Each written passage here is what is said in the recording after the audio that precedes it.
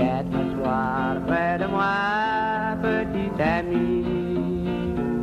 Dis-moi sincèrement que tu m'aimes et promets-moi que tu seras. Alors, c'est un retour pour l'émission L'heure du conte. Encore une fois, on se retrouve au petit écran de TVCO pour une 12e émission aujourd'hui qui commence. Donc, salut Jean-Claude. Salut Rosette, t'es de bonne humeur? De bonne humeur. Moi, j'espère que tout le monde à la maison là, sont en attente de ton propos. Là, et puis là, on a hâte de voir où est-ce qu'on est rendu. J'ai hâte de tout vous dire ça, monsieur. Ben oui. Mais là, en commençant l'émission d'aujourd'hui, Jean-Claude, je pense que tu as quelque chose à nous rappeler. Ben écoute, je voudrais m'adresser à vous, les gens de la TV, là, qui nous écoutez chez eux. Dans leur maison, dans vos foyers, vous nous écoutez.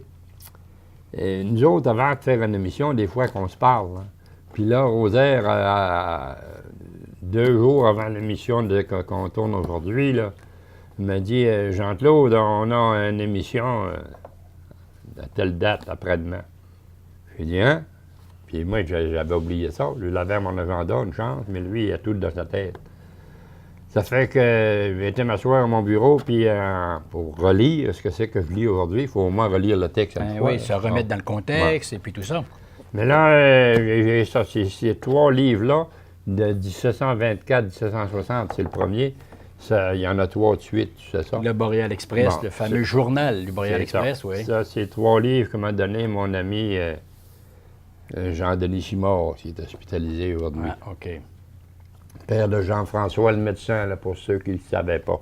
Qui ne connaît pas Jean-Denis. Bon. Hein? Abbé Saint-Paul. Qui ne connaît pas Jean-François. Et Jean-François. Ouais. En tout cas, tout ça pour dire, moi, 1760, ça a fait clic dans ma tête. J'ai dit c'était un an avant le siège de Québec. Puis là, ben, j'ai commencé à lire ça, rouvrir ça, puis regarder ça. C'est là que j'ai appris, messieurs, dames, que l'avant-dernière bataille, Montcalm était le vainqueur. Montcalm avait mis en déroute l'armée de Wolfe. Puis il s'est fié là-dessus, puis il a oublié de le poursuivre pour finir de le démanteler, puis de y enlever toute possibilité de regagner. Mais comme il n'a pas fait ça, ben le Wolfe est revenu quelques jours après, avec des renforts, etc., etc. Puis là, on connaît le résultat. Et on connaît la suite. On connaît la suite, on sait. Ça m'a frappé, puis je voulais dire ça aux gens.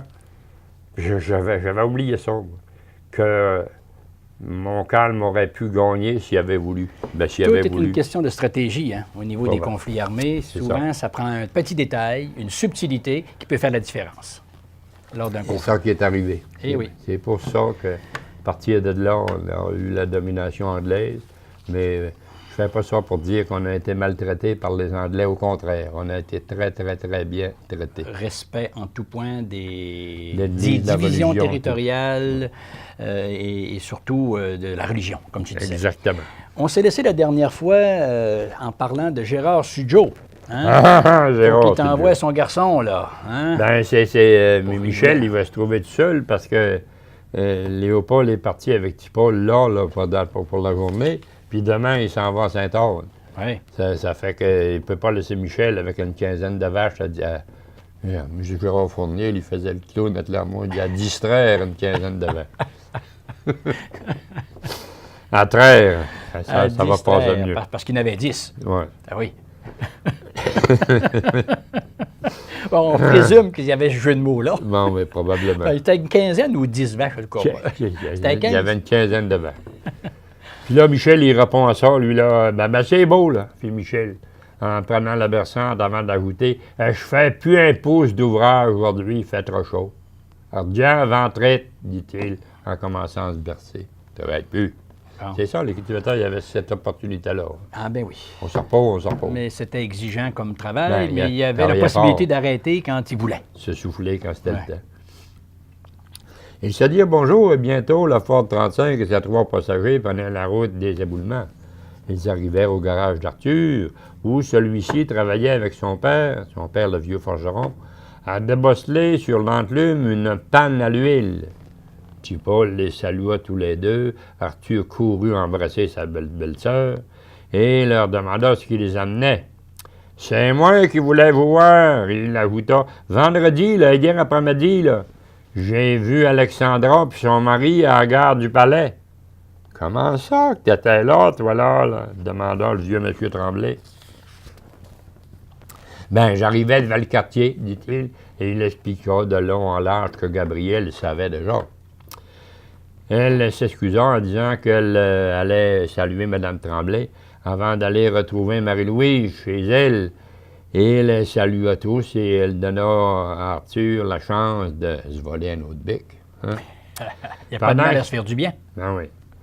Pendant que Paul parlait à M. Tremblay, Arthur dit à son beau-frère, « T'arrives juste, toi, là.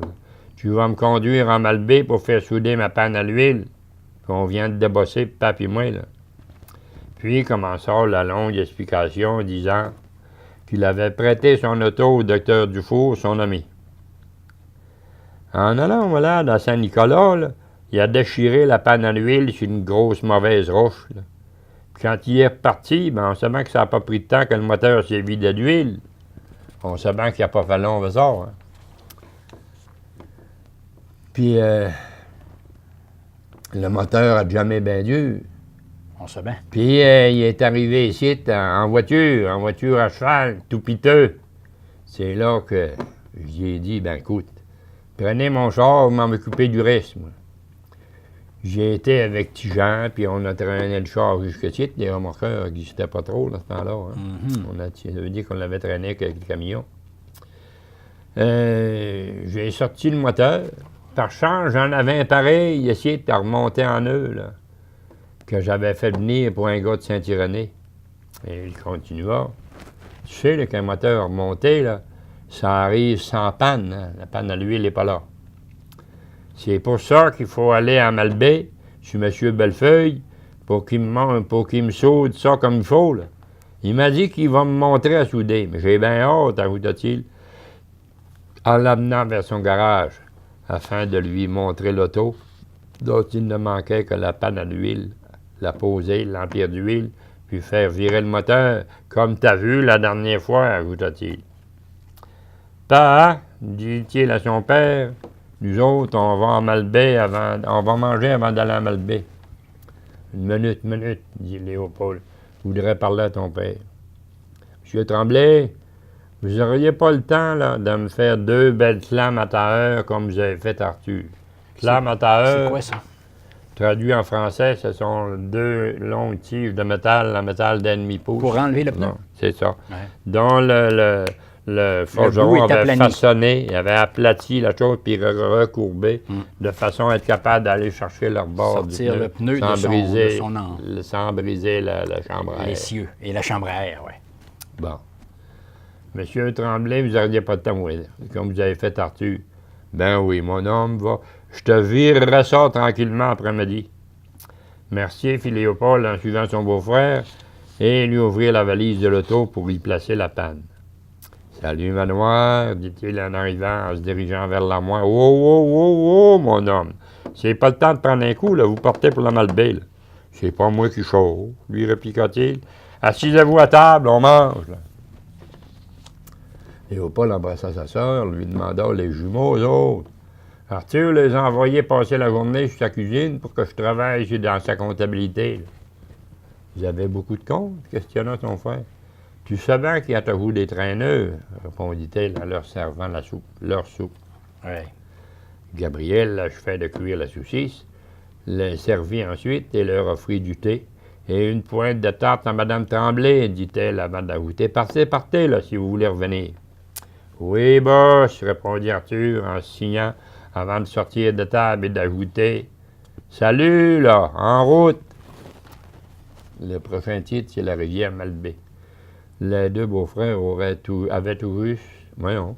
Les 2 beaux-frères entraient tout juste bien dans la cour chez M. Bellefeuille, à Rivière-Malbaie, lorsque celui-ci descendit l'escalier. T'es chanceux, mon homme, 5 minutes plus tard, puis j'étais parti pour Saint-Fidèle. Tu viens me voir pourquoi, toi, là? Je voudrais que vous me soudiez la panne du char du docteur Dufour, s'il vous plaît. Il jeta un œil et dit. Venez, là, ça sera pas long. Il frotta un peu la déchirure avec sa brosse d'acier, puis ouvrit les deux réservoirs, celui de l'oxygène et de l'acétylène. Il alluma son chalumeau, il l'ajusta, prit sa baguette de bronze et commença le travail. Tu vois, là, elle chauffe un peu le métal, puis je fais fondre le bronze proche du feu. Non. Fanny. Tu vois, là, le métal tombe. Regarde, là. Je travaille en roulant mon chalumeau, vois-tu, là? Pour tout égaliser, ben doux, ben égal. T'as vu, là? Ça a pris une minute, dit-il, en fermant son chalumeau. Je vous dois combien? Demanda Arthur. Viens, va t'en poser cette panne-là au plus vite, là. Va. Salut, moi, je suis pressé. 1000 fois merci, fit Arthur, en le saluant de la main et en reprenant sa panne bien soudée. Je n'aurais bien un set de torches comme ça, dit-il en montant dans l'auto. Et il l'ajouta, c'est bien facile, t'as vu, là? Je vais apprendre ça, ça va prendre dans le temps de le dire, moi, là.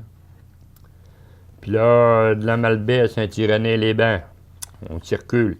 Ils roulèrent quelques minutes avant de passer devant le palais de justice de la Malbaie, descendirent la côte, traversèrent le pont pour prendre la rue principale, la rue Saint-Étienne, et passer devant l'hôpital tout neuf. Léopold questionna. « Y est-il ouvert, l'hôpital? » Ouais. Non, pas encore. Paraît qu'il manque des docteurs, de lui répondre son beau-frère, tout en roulant vers la croisée des chemins. C'est des vieux mots, des vieilles appellations de ce temps-là. Ils longèrent le Beaumarais Bay Golf Club, puis traversèrent partiellement le Potopic avant de tourner à droite pour s'engager dans les côtes de Bellevue. Ils durent attendre que les gens du CN terminent la réparation de la traverse à niveau. Tu sais que, Oui, au pied de la côte, là. au pied de la côte, pour en parler en français, il y a une traque des chars. Ouais.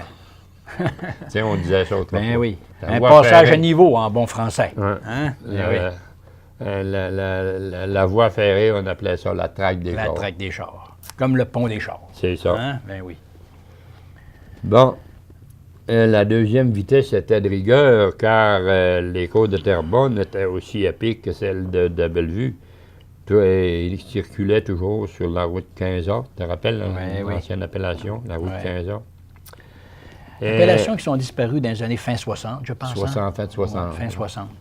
C'est devenu 138. Et 362. Ouais. Ouais. Il circulait toujours dans la route 15A, descendirent la vilaine côte du Gros-Ruisseau. Tu te rappelles? Gros-Ruisseau, en bas. Oui, à Qui Saint-Irénée, fait là. dire à Léopold, on est toujours d'une côte à l'autre, par ici, là? Oui, lui répondit son beau-frère. Mais lâche donc les briques, là, prends-toi de l'air pour monter l'autre côte, là, lui dit-il encore. Puis, après plusieurs vilaines courbes, ils traversèrent le village de Saint-Irénée, ou plutôt le descendirent, car la côte de l'Église est très, très, très impressionnante. Oui. Hein? Oui. C'est quelque chose. Imagine-toi, l'hiver, ça devait être quelque chose aussi. Il faut qu'il n'y ait pas sur l'asphalte bien net. Ça monte rien que pas. Rien que pas. Regarde-moi donc la gang de monde qui se baigne, là. C'est pas pour dire qu'ils ont appelé ça Saint-Irénée-les-Bains, Léopold, va, de lui répondre Arthur, avant de l'inciter à regarder la belle guérite en pierre à l'entrée du domaine forgé. Eh oui, Hein? la guérite du gardien. Oui. Garde donc ça, dit Léopold. 4 goélettes qui chargent du bois de puple, puis on voit rien qu'une wagon, puis 3-4 trocs. Ben, c'est ça, le progrès, fit Arthur. Son beau-frère lui répliqua en arrêtant l'auto. Pardon, le volant, voilà. En s'en venant, là, je n'avais pas eu le temps de bien voir. Arthur s'assit derrière le volant et le voilà parti. L'entrée de lance au sac, dit Arthur. Là, il y a une vache de côte, là. Elle est à sa pique, on dirait que ça déplombe quasiment. Déplombe. Des plombs. Sur ces mots, on va faire une pause, Jean-Claude. Fais une pause. On va se reposer la voix un peu. Tu vas te Tu reposer un petit peu. déplombe, t'expliqueras de plomb après la pause. Des plombs après la pause. On revient avec ça. À tout de suite, les amis. Dans 2 minutes. Beau pays. Adieu, ma chère petite amie. Je pars pour un lointain séjour. Mon beau pays. Adieu, ma chère petite amie. Je pars pour un lointain. Alors, on est de retour à l'heure du compte, Jean-Claude. On s'est laissé avant la pause avec un terme qu'on voulait comme un peu éclaircir ou préciser, Oui. à savoir... Ça déplombe quasiment. Ça déplombe. C'est à l'entrée de la côte de l'Anse-au-Sac. Quand tu as une côte à pic, à plomb, c'est comme ça. Déplombé. Un angle. Ouais. Un petit angle. Ça déplombe quasiment. Ça passe à 90 degrés. T'es couché l'autre bord. C'est à pic pas pour rire. Puis quand Léopold avait dit garde donc le gros bateau. On distingue 4 ponts. Ça doit être des soldats qui traversent l'autre bord. Ce que t'en dis, qu'est-ce qu'il y en a-t-il? Ça ressemble à ça pas mal. Si on avait une longue vue, on serait plus sûr de nous autres qu'on peut utile en prenant le village des éboulements. Retour aux éboulements maintenant. Aide-moi, là, dit-il, on va poser cette panne-là tout de suite. Non, il y avait... Il manque une page. C'est toi qui avais raison. Oui. Oui, il répond ce beau-frère. Là, je l'ai vu. Non. Non. C'est quoi ça? C'est- Prendons le volant. Oui, C'est correct. parce qu'il manque la page 97. Peut-être l'autre bord là, Jean-Claude. Un petit peu, ouais. Voilà. Ici. Voyez-vous pourquoi c'est vous êtes avec moi? L'ange gardien. Garde les jumeaux, lui dit Arthur. Mais m'avait mis son sur le dos d'un poney, répondit le parrain. Et Arthur de répliquer, je les ai achetés chacun un poney ce printemps. Ah, je te dis que Manoir a rouspété pas mal fort. Ah, mais c'est des enfants de 6 ans, là, oublie pas ça, mon ami, là. Et Arthur de défendre, c'est 2 bêtes bien douces. Ils les font rouler à terre, ils font tout ce qu'ils veulent avec ces 2 animaux-là.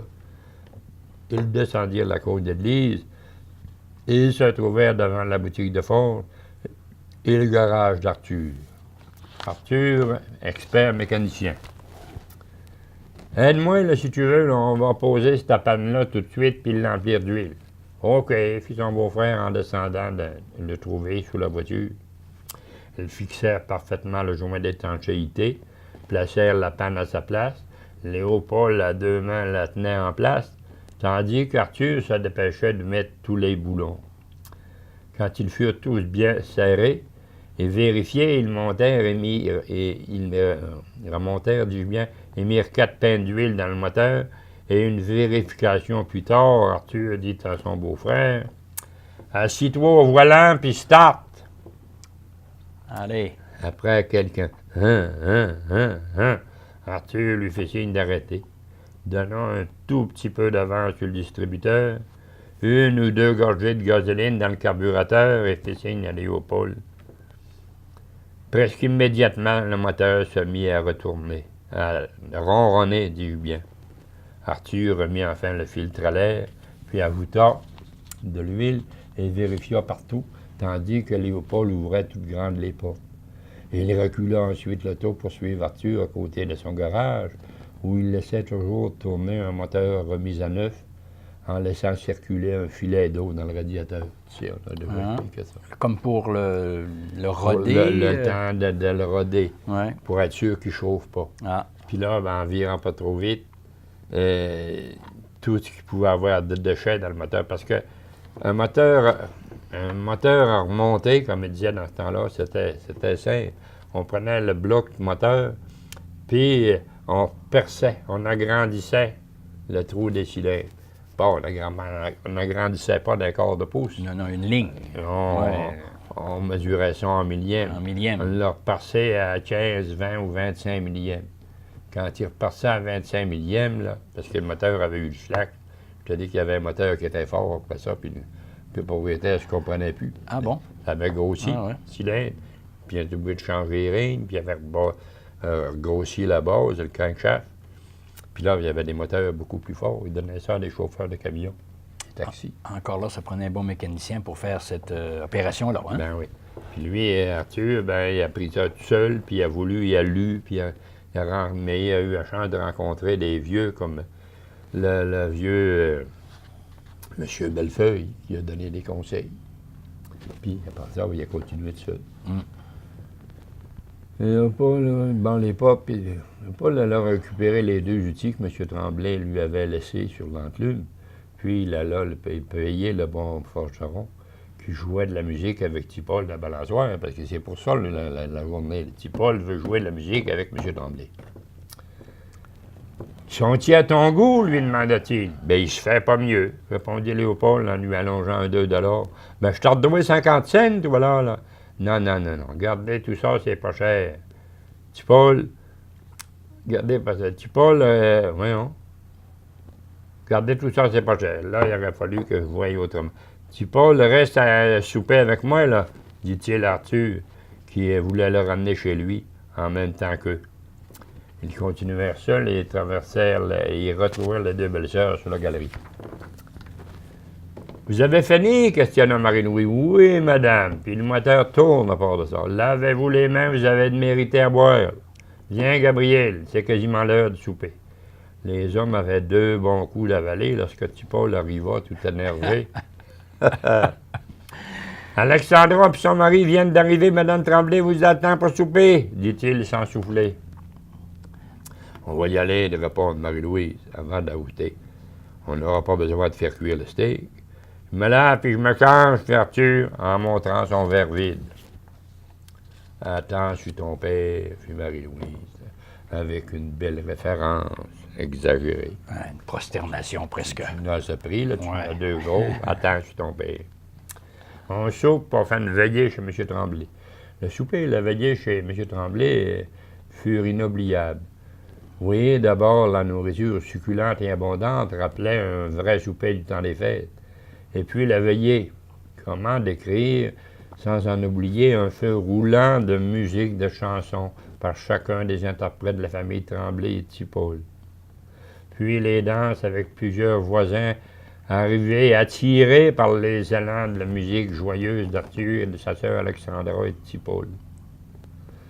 La belle Gabrielle était de toutes les danses, avec son sourire, sa prestance et son savoir-faire. Il était presque 10 heures quand elle montra quelques signes de fatigue que son mari perçut facilement. « Ben, nous autres, on part pour Saint-Anne à 6 heures demain matin. Là. Faudrait qu'on pense à aller se coucher, là, dit-il, en commençant ses remerciements et ses salutations. « Bonne chance, mon petit Paul, fit M. Tremblay. Quand tu descendras du bois, tu viendras me faire de la musique avec moi, là, oublie pas. Soyez-en sûrs, j'y manquerai pas jamais. Merci pour cette belle journée. » Puis il salua Arthur, son ami, Marie-Louise, Alexandra, sa mère, pour le bon souper des fêtes, dit-il à la dame toute heureuse. Ils prirent congé et montèrent dans l'auto que Léopold avait rapproché au pied des marches pour l'occasion. Retour à la goudonnerie. Pendant tout le trajet, les revenants de Saint-Paul, ils écoutèrent Tipol, tel un reporter radiophonique, décrire avec précision la chronologie des événements. Vous m'avez fait le plus beau cadeau que vous pouviez me faire en m'emmenant aux éboulements. Je sais que vous l'avez fait rien que pour moi. Hein. Vous me faites plaisir, leur dit-il, en descendant de voiture avant d'ajouter « Merci, bonne nuit » et d'embrasser une Gabrielle souriante. Puis là, on entame le 4e chapitre du 5e tome de mes livres. Direction Sainte-Anne-de-Beaupré. Bon. On peut continuer, Oui, là? on continue. Dès 5h30 de dimanche matin, Cécile réveillait Tipol comme il le lui avait demandé. « On ne peut pas manger, là, hein? »« Non, même pas boire si vous voulez aller communier à Saint-Anne, » lui répondit-il, avant de lui tendre un beau paquet et d'ajouter « Pardon. Vous avez des tranches de pain beurré, des tranches bien minces de porc frais, un beau morceau de fromage, du lait, puis 3 belles pointes de tarte aux pommes. » « Merci, fit-il en l'embrassant, puis il se dirigeait vers la porte que Léopold venait d'ouvrir. Il le suivit, ouvrit la portière de l'auto, dont le moteur tournait, se colla sur Gabrielle, qui attendait assise au milieu de la large banquette. Banquette, tu te rappelles, les sièges étaient larges. Très large. Le conducteur prit sa place, et les 3 voyageurs saluèrent de la main Michel et Cécile. En traversant le rang Saint-Laurent, ils aperçurent les vaches qui s'approchaient des enclos où l'on devait les traire. Parce que tu sais qu'on avait fait, j'ai déjà parlé de ça, c'est le temps de la guerre, les avions passent en Razmout, Puis les clôtures de pieux ne résistent pas. Quand ils entendent ce bruit-là, les vaches partent Les en peur. vaches prennent Fait qu'il y avait l'épouvante. Ouais, partent à l'épouvante. Oui. Il avait été obligé de faire des enclos renforcés. Puis j'ai un vieux monsieur qui m'avait dit quelque part, nous autres, là, hein, quand ça avait été le temps de ça, Pépère, il parlait de son grand-père, Pépère avait été faire il y avait des billots de cèdre, Pépère avait été faire scier du cèdre en 4 pouces carrés. On les avait organisés, les vaches, ils ne se sauvaient plus. On va y tenir. C'est pour ça que j'avais fait ça, une maquette de ça. OK. Pour ça, c'est là que je l'avais appris. Bon, on traversait le rang de Saint-Laurent, les vaches approchaient des enclos. En arrivant devant l'église, ils entendirent les cloches qui appelaient les fidèles à la messe à 6 heures. Le clocher des petites franciscaines sonnait à 6 heures, lui aussi. Et le paysage devant leur grande ferme était tout simplement splendide, tout comme les champs environnants. L'auto s'engagea à droite vers la grande côte Saint-Antoine. Heureusement, la chaussée était presque lisse, on aurait dit. Hein? Excuse, c'est moi. On aurait dit qu'on avait gratté pendant la nuit.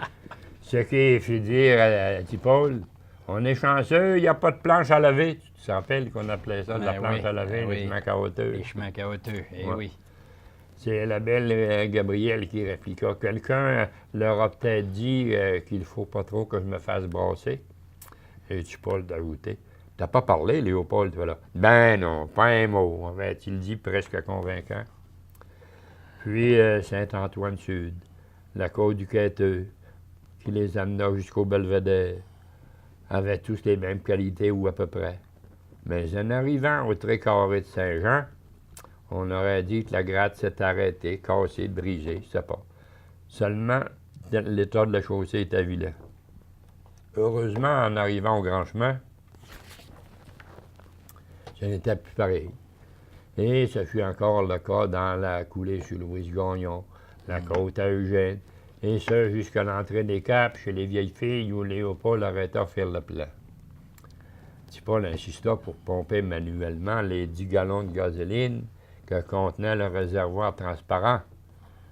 L'auto de Léopold avala toute la quantité et il en aurait voulu peut-être encore, ce qui fit dire à Léopold, on en reprendra en revenant. Ça me fait faire un aparté. Cette escale chez les vieilles filles, là, dans les Caps, c'était un peu comme nous autres, là, l'étape. Hein? À peu près. À peu près. Si on fait un comparatif, C'était notre étape à nous c'est autres. notre étape à nous autres. C'était comme obligé entre Baie-Saint-Paul et Saint-Joachim ou Beaupré Avant de traverser les avant de Caps. traverser les Caps. Hein? T'as absolument raison. Oui, oui. C'est la comparaison idéale. On s'entend très bien. Tout le monde se rappelle de ça. On s'entend très bien là-dessus. Ce restaurant-là et ce garage-là a dû disparaître vers quelle année, à peu près? 70. 70? Oui. D'après moi. OK. En tout cas. Puis, il entra payer la dame qui l'avait regardé se servir, puis sortit, donner un coup de pied à chacun des pneus avant de remonter dans l'auto. Ah oui. Hein? T'embarques d'un cap, là. Oui, ils reprirent la route, traversaient presque tous les caps, mais au-dessus de la côte à McLean. Un automobiliste était en difficulté. La côte de McLean, pour vous situer aujourd'hui, là, la côte de McLean, c'est juste dans le trou vis-à-vis. Quand on arrive de Saint-Anne-de-Beaupré ou de Québec, là, il y a une première grosse paroi à gauche de pierre bien coupée, comme ça. Là. On arrivait par le dessus de tout ça, puis il fallait descendre jusqu'en bas. C'est ça le dessus de la côte à McLean. Puis à McLean, c'est parce que il y avait un petit moulin à scie en bas qui appartenait à un dénommé McLean. Ça, c'est un cours de géographie accéléré. Bon. Bon, ça m'arrivait. Léopold s'arrêta et demanda au conducteur, en peine ou en panne, ce qui... Non. Excuse. Alors, c'est celle-là qui fait du bon bord. Ici. C'est quoi qui vous arrive, monsieur? Là? Ben, un coup de bain, là, j'ai changé mon flat, puis le tailleur est mou, ça est quasiment à terre. Ben, si c'est pas pire que ça, on va régler ça, ça sera pas long, dit-il. Il se plaça vis-à-vis la roue avant, laissa tourner le moteur, en ayant pris soin de bien tirer le frein à main. C'est le grand break à bras qu'on disait. Il sortit, ouvrit la valise et il revint avec son boyau à l'air, et une clé ajustable, qu'on appelle en français un Westcott. Il dévissa une bougie sur le moteur et vissa à sa place son boyau un peu spécial. Il tendit ensuite l'autre extrémité du boyau à l'homme, tout étonné, en lui disant « Vissez ça, puis vous allez en avoir de l'air. » Visser, ça voulait dire. Ouais. Alors là-dessus, Jean-Claude, on va faire un arrêt de ce compte pour se dire à une prochaine. Malheureusement, le temps se bouscule, nous bouscule. Ouais. Alors, on va prendre des notes de tout ça, tantôt. Et puis, ben, il nous reste à faire un dernier salut à nos auditeurs. Oui. Et puis, se dire à une prochaine. Disons-leur merci encore aux airs. J'ai encore rencontré quelqu'un cette semaine, je vais être plus précis, là. Quelqu'un de Saint-Hilarion. Un monsieur de mon âge que je connais depuis un bout de temps. Il est venu s'asseoir près de moi. J'étais au centre d'achat, j'attendais Pauline. Il dit sais-tu, là, toi et Rosaire, vous faites un beau team, là? Il y a des teams de bœufs. D'entrée de jeu, il me dit ça. C'est pas un team de bœufs, là. Non, non. On faisait un beau team. Un beau team. Il dit, c'est que tu trouves d'intéressant? Ben, il dit, comment je te dirais ça? Il dit, ce que tu dis pas, Rosaire l'a dit. Mais il dit, on comprend tout. Alors, merci beaucoup de ces bons mots. Et puis, ben écoute, on se retrouve une prochaine fois pour l'heure du compte. Et on se dit donc à une prochaine. À la prochaine, messieurs, dames. Et merci à Normand Gauthier au niveau technique. Hein. Il fait un travail remarquable. Merci, Salut, Normand.